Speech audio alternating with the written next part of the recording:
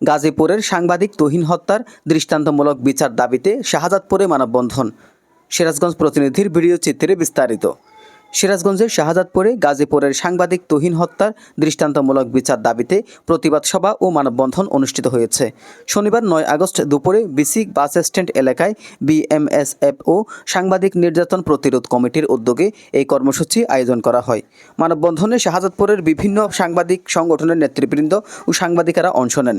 বক্তারা বলেন, সাংবাদিক কোনো রাজনৈতিক দলের হাতের পুতুল নয়, তারা দেশের চতুর্থ স্তম্ভের গুরুত্বপূর্ণ অংশ। পেশাগত দায়িত্ব পালনের সময় সাংবাদিক তুহিনকে নির্মমভাবে হত্যা করা হয়েছে, যা বাকস্বাধীনতা ও গণতন্ত্রের জন্য হুমকি।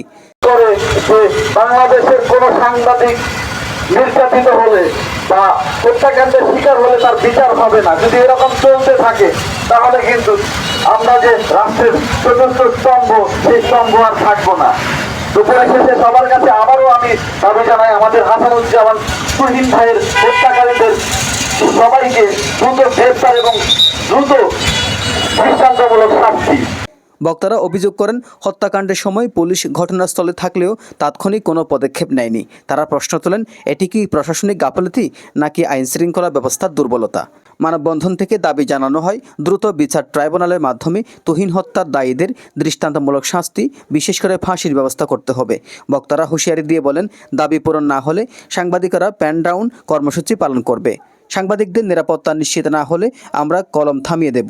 এই হুঁশিয়ারি দিয়ে বক্তারা ঐক্যবদ্ধভাবে ন্যায় বিচারের লড়াই চালিয়ে যাওয়ার অঙ্গীকার করেন। এজান নিজামুদ্দিন, ডেস্ক রিপোর্ট।